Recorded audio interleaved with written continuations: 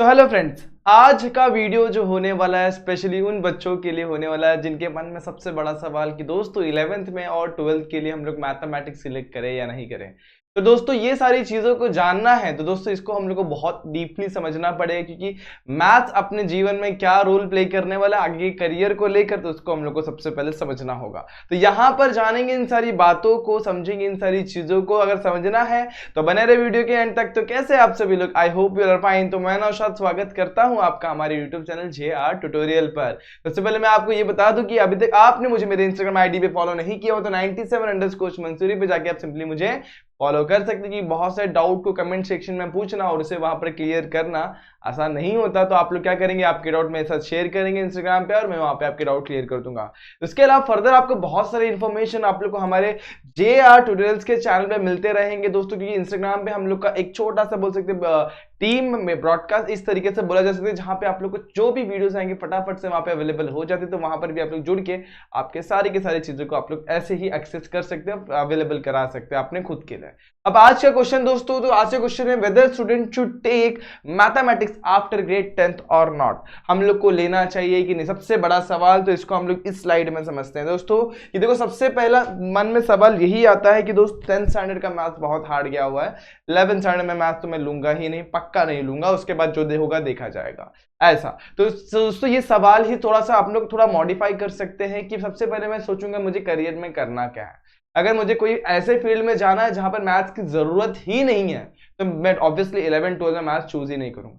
But सबसे बड़ा सवाल, अगर मुझे वहां पर करियर में मैथ्स की जरूरत है, मुझे मैथ्स तो लेना पड़ेगा 11th-12th में, तो उसके लिए कोई करियर ऑप्शंस नहीं बचेगा। अगर आपने मैथ्स ही छोड़ दिया 11th-12th में तो दोस्तों वो करियर आप लोग चूज ही नहीं कर सकते। तो ये छोटा सा जो चीज, जो छोटे से मन में जो सवाल आ रहा है ना दोस्तों, उसको थोड़ा सा हम लोग क्लियरिफाई करेंगे इस वीडियो में। और दोस्तों इस वीडियो के एंड तक बने रहना, बहुत सारी मस्त मस्त चीजें जानने मिलने वाली है। और उसके अलावा कुछ चीजें अगर छूट गई रहेंगी तो आप लोग डायरेक्टली 97_मंसूरी पे आप लोग क्वेश्चन कर सकते हैं और मैं वहां पर आप लोग के डाउट्स क्लियर करूंगा।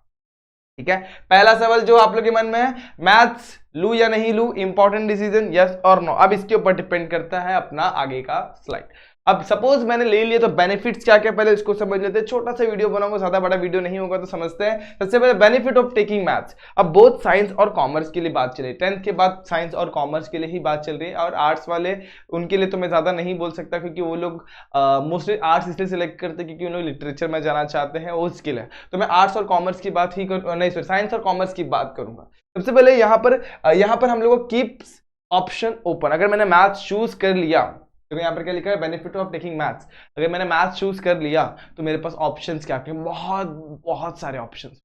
अब मैं मेरी ही बात बताऊं तो मैंने मैथ्स भी लिया था और बायोलॉजी भी ली थी, PCMB चारों सब्जेक्ट, तो बहुत सारे ऑप्शंस खुल जाते हैं। और ऐसा नहीं कि मेरा मैथ्स भी अच्छा नहीं था और मेरा बायोलॉजी भी नहीं, दोनों भी सब्जेक्ट को मैंने अच्छा बना कर रखा हुआ था कि मैंने मेहनत करी थी। वैसे आप भी कर सकते हैं।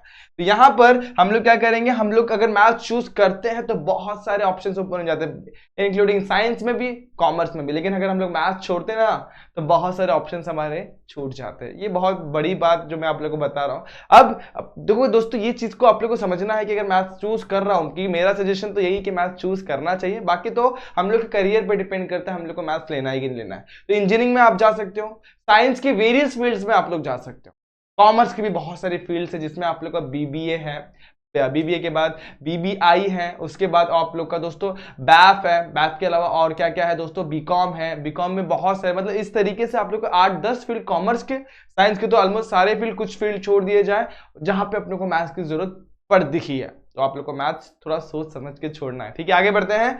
Develop problem solving skill. आप समझ लो मैंने मैथ्स चूज कर लिया तो अपने अंदर ना प्रॉब्लम सॉल्विंग स्किल बढ़ जाती है।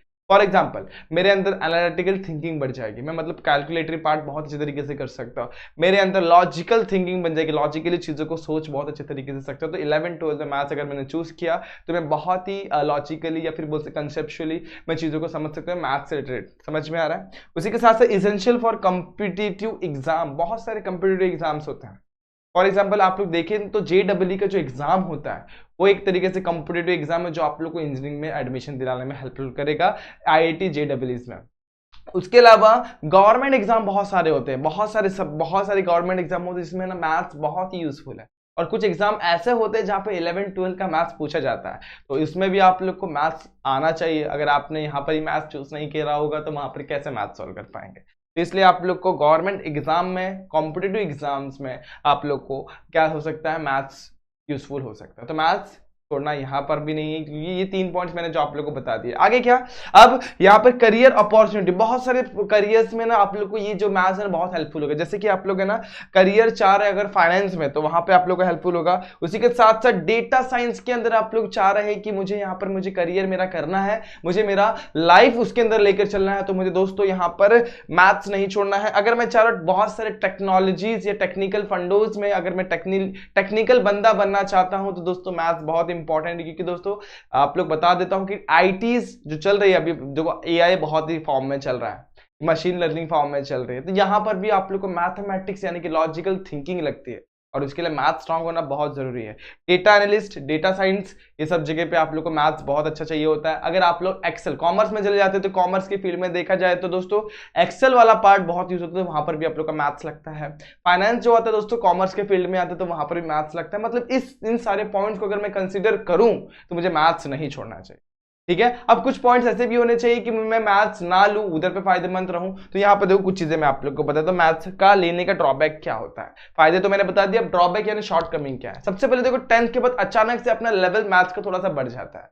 अब जैसे ही मैथ्स का लेवल बढ़ता है तो अपन थोड़ा सा बका जाता है, अरे भाई क्या चल रहा है जिंदगी में, कुछ समझ में नहीं आ रहा। तो उस चीज से बचने के लिए अपन क्या कर सकते हैं, मैथ छोड़ देते हैं। मैं फिर से बता रहा हूं मैथ छोड़ना नहीं, लेकिन छोड़ देते हैं। तो ये चीज है कि डिफिकल्टी लेवल बढ़ जाती है, और डिफिकल्टी लेवल हम लोग बोल सकते हैं इसको सहन नहीं कर पाते हैं, हम लोग हार मान जाते हैं, जिसकी वजह से हम लोग को मैथ्स अच्छा नहीं लगता। और जब मैथ्स अच्छा नहीं लगता है तो क्या होता है, इंटरेस्ट नहीं आता है, और इसलिए अपन मैथ्स में स्कोर नहीं कर पाता है। ये चीज हो गई। लेकिन मैथ छोड़ दिया तो उसकी वजह से फायदे क्या होंगे, मतलब ये चीज मैं आप लोगों को बता दूं तो दोस्तों कुछ फील्ड में, कुछ करियर फील्ड में मैथ्स का कुछ भी इंपॉर्टेंस नहीं है, जहां पे आप लोग मैथ्स नहीं लेंगे तो भी काम चल जाएगा। तो मैथ्स क्यों नहीं लेना है, तो ये सबसे पहले तो आप लोग को डिफिकल्टी लेवल बढ़ जाएगी। जो डिफिकल्टी लेवल से डरता है वो छोड़ दो। दूसरा, जिसको इंटरेस्ट नहीं है वो भी छोड़ सकता है। और तीसरा, not essential for some career, जैसे कि एक एग्जांपल यहाँ पे आर्ट्स एंड ह्यूमैनिटी के अंदर इसका इंपॉर्टेंस नहीं है, वहां पर आप छोड़ सकते हैं। बायोमेडिकल इंजीनियरिंग में इसका इंपॉर्टेंट नहीं है, और भी बहुत सारे दोस्तों बोल सकते हैं फैशन इंजीनियरिंग में इसका इंपॉर्टेंस नहीं है। इंजीनियरिंग के बहुत सारे फील्ड्स है, जैसे एग्रीकल्चर इंजीनियरिंग में इसका इंपॉर्टेंट नहीं है।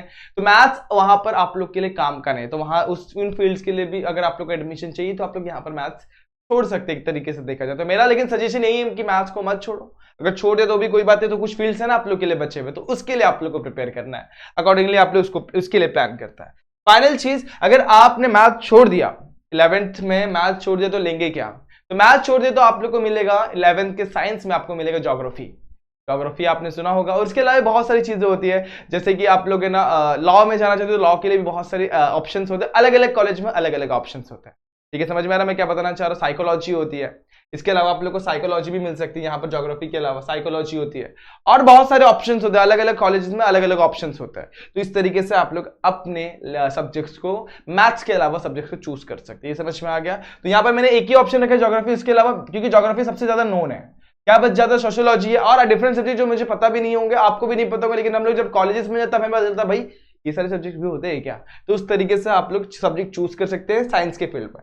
अब कॉमर्स में चले जाएंगे तो कॉमर्स में मैथ्स अगर आप लोग ने छोड़ा तो आप लोग क्या चूज कर सकते हैं, आप लोग एसपी चूज कर सकते हैं। अब एसपी अगर आपने चूज किया तो क्या क्या फील्ड है, सीएस बन सकते हैं हम, सीएमए कर सकते हैं, और बहुत सारे मैनेजमेंट के कोर्स है, बहुत सारी चीजें आप लोग है ना वहां पर कर सकते हैं। साइंस में इंजीनियरिंग कर सकते हैं, हाँ इंजीनियरिंग बिल्कुल कर सकते हैं, बिल्कुल नहीं। मैथ छोड़ दिया तो इंजीनियरिंग करना थोड़ा सा मुश्किल है, क्योंकि इंजीनियरिंग में अगर जैसे आप लोग एंट्री मारते हैं तो M1 M2 M3 और M4 आप लोग का खून पी जाएगा इस तरीके से। तो दोस्तों मैथ्स यहाँ पे छोड़ना नहीं, ताकि इंजीनियरिंग आप लोग का फील्ड हट जाएगा, ठीक है। अब उसके अलावा बहुत सारे फील्ड्स आप लोग चूज कर सकते हैं, जैसे मैंने पहले ही बता दिया बायोमेडिकल इंजीनियरिंग था, और फाइनेंस वगैरह। तो ये सारी चीजें आप लोग वहां से, अगर साइंस में अगर आप लोग है ना मैथ्स को छोड़ते हैं, ज्योग्राफी सिलेक्ट करते हैं, तो आप लोग ये सारे फील्ड चूज कर सकते हैं, ठीक है। अब ये सारा चीज था जो आप लोग को मैथ्स चूज करना है कि नहीं करना। अब मेरा पर्सनल ओपिनियन भी जान लेते हैं, क्योंकि दोस्तों मैं एक इंजीनियर हूं और मुझे पता है मैथ्स की डिफिकल्टी लेवल कैसे हो सकती है। तो दोस्तों जो बच्चे थोड़े से मैथ्स में वीक हैं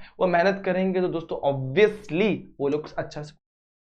और अगर आप लोग मेहनत से थोड़ा डर रहे हैं तो कोई बात नहीं, आप मैथ्स को स्किप करिए, अदर सब्जेक्ट चूज करिए, लेकिन उससे रिलेटेड करियर के बारे में जानिए, और मैं उस फील्ड में क्या कर सकता हूं उसमें आप लोग ग्रो करिए।